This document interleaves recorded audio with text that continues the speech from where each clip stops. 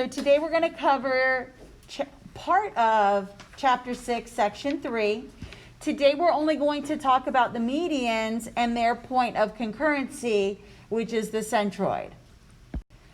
So first we're going to define what a median of a triangle is. And the median of a triangle is a segment that goes from the vertex to the midpoint of the opposite side. So the red line that's drawn in here is a median. Every triangle has 3 medians. And then the 3 medians are going to be concurrent, and that's what's going to be on the next slide. Their point of concurrency is the centroid, but let me go ahead and draw in the other 2 medians in here. So I can also draw, I would first find the midpoint of the side here, and then I would draw the segment that goes to the vertex across from it. Then I can do another one over here. I can find the midpoint over here and draw a segment over to the vertex that's across from it. The point of concurrency is right here where all 3 lines cross. That point of concurrency is called the centroid. So the point of concurrency of the 3 medians of a triangle is called the centroid of the triangle. The centroid is always inside the triangle. If you recall from the other ones that we've just done, remember the angle bisectors, just a review, are always inside the triangle. The perpendicular bisectors are either in if it's an acute, it's on if it's right, and it's out if it's obtuse. This is the location of their point of concurrency. The point of concurrency of the perpendicular bisectors is the circumcenter. The point of concurrencies of the angle bisectors is the incenter. So a lot of vocab here. So we've already just seen those other 2 in the previous lesson. Now we have the point of concurrency of the medians. And then on Monday, we're going to see the point of concurrency of the altitudes. But today we're just going to do medians. The centroid is also called the center of gravity. So this would be the point where if you had a triangle and you tried to balance it on a stick or a pencil or something, if you could find that point in the triangle, your triangle shape would balance perfectly, and it's called center of gravity.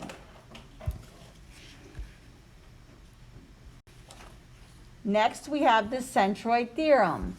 And the centroid theorem states that the centroid of a triangle is 2/3 of the distance from each vertex to the midpoint of the opposite side.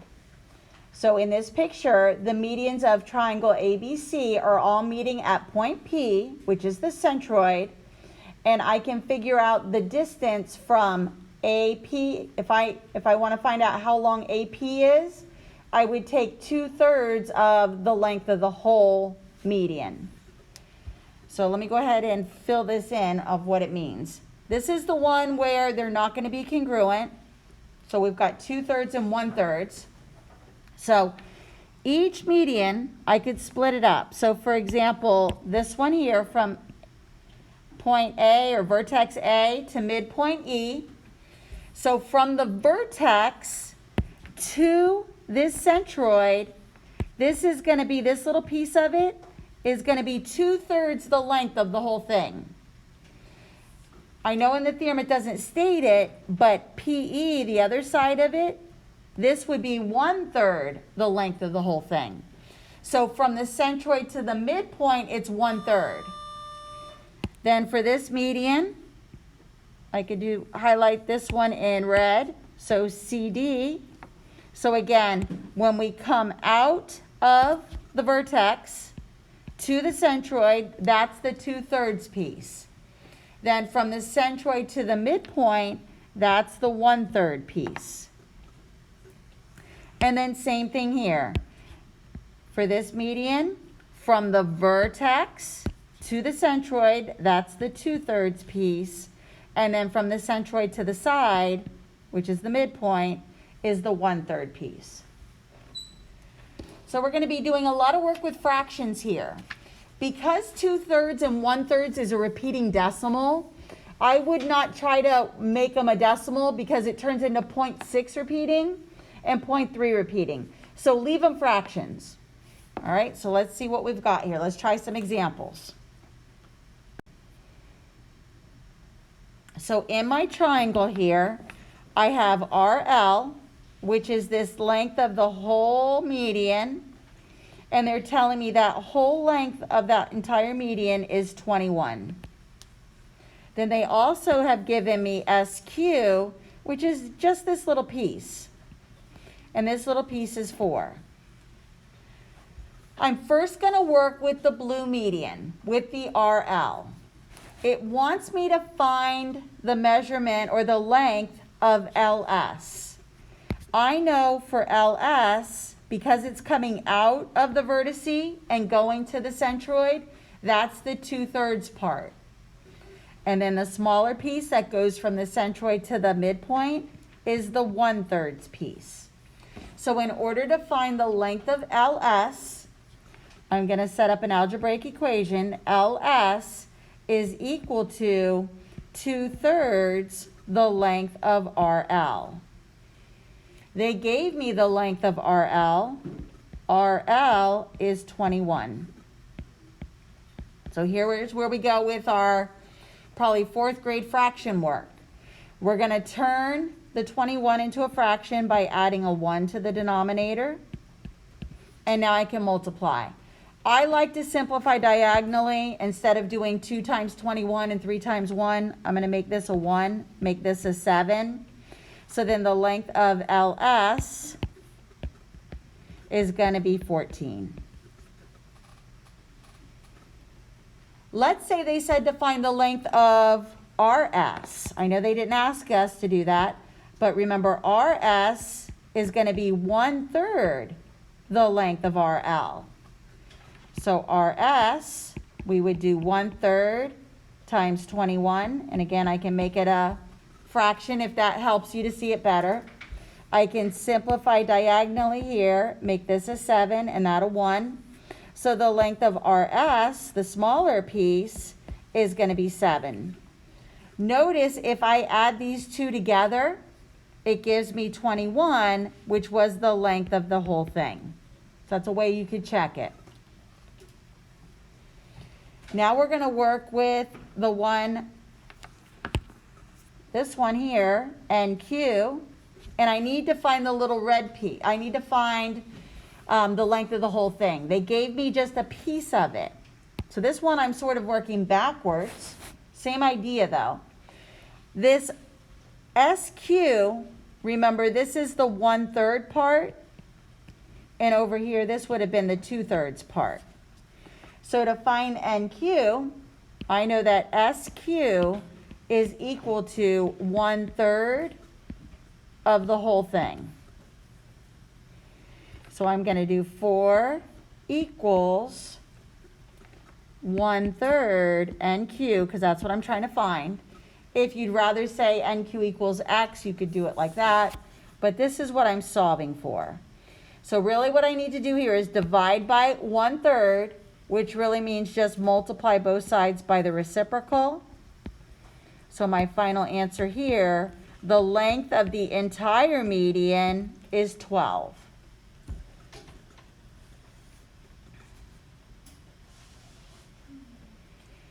Now, if you already know the length of the whole thing, let's say also in the question they ask you to find NS, you could either do the math and multiply it by 2/3, or if you know the whole thing's already 12, you could just subtract the 4 that you originally had, and the length of the other piece would be 8.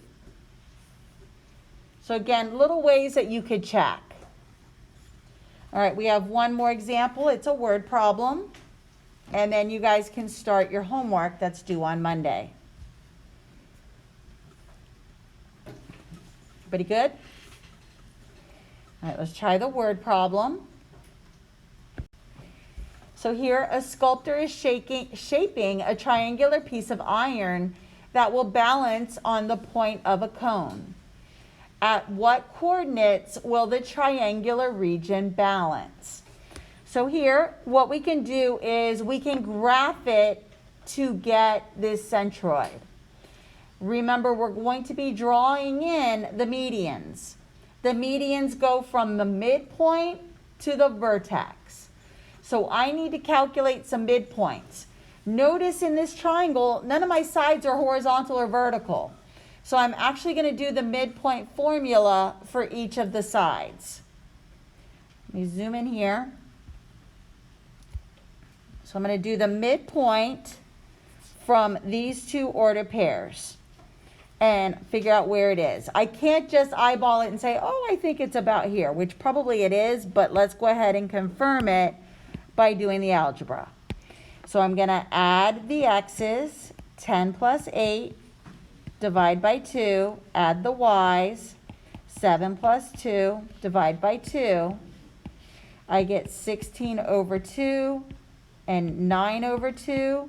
So the midpoint is going to be the order pair 8, comma, 4.5.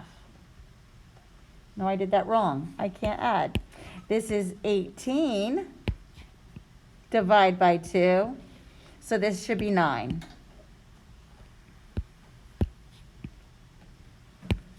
9 and 9 over 2, which is 4.5. So let's come over here and we can see that the midpoint is right here, 9 comma 4.5. I'm going to draw in that median. Remember, the median goes from the midpoint to the vertex that's across from it. I'm going to do the next thing for this side over here. I'm going to add 6 plus 10, divide by 2, 6 plus 7, divide by 2, 16 divided by 2, and 13 divided by 2. I get 8 and 6.5. So I'll graph that median, or midpoint, and then draw in the median. So if I come over here to 8 and then 6.5, it's right here. Draw the segment down to the vertex. I got one more median to find. I need to find the midpoint over here. So I'm going to add 6 plus 8, divide by 2, and 6 plus 2, divide by 2. 14 divided by 2, 8 divided by 2. This gives me 7 and 4. So graph the order pair 7, 4. And again, draw the segment to the vertex. You can see their point of concurrency is right here where all three lines cross. And that order pair is going to be 8, comma 5. Do it in a color that'll show up. So this is the centroid. This is the point of concurrency of the medians. Now, let's say you didn't want to draw all of those and see where they crossed. If you could find one median that was either horizontal or vertical, you could also, for example, this median that's here, I could have also found the distance or the length of that segment, and then I could have found 2/3 of it, and then counted up from that order pair what 2/3 was. So for example, if I went ahead and found the length of the green segment, I'm going to use the median or the midpoint that I just found, this order pair, which is going to be 8, comma 6.5. I'm going to do the distance between that and the 8, comma 2. Distance formula, subtract the x's, square it, subtract the y's, square it, and then square root everything. This gives me 0 squared, 4.5 squared. This gives me 20.25 when I square 4.5, and then when I square root it, it's 4.5. Now what I would do is I would make 4.5 into it would be easier if I make it a fraction. I'm going to make it improper. And then now I'm going to multiply that by 2/3. This will simplify. And I can see that the length or the distance from this point here, 802, to the centroid is going to be 3 spaces. So I could have counted up 1, 2, 3, and then figured out what that order pair was. It's probably a lot easier just to find the 3 midpoints, graph the 3 lines, and find where they cross. Or if you do have one median that is either horizontal or vertical, this is how you could find it. So that is as far as we're going to go today. On Monday, we're going to talk about the altitudes of a triangle, and we'll go through these. Its point of concurrency is called the orthocenter. And then on the very last slide of the notes here, I've got a nice summary page with all of the different parts we've talked about. We've talked about the perpendicular bisectors, the angle bisectors, and today the medians. Monday we'll cover the altitudes, and then in that third column is their point of concurrency. So again, the second column is a picture. It gives you a graphic or a visual of what it looks like. And then that's what the property states.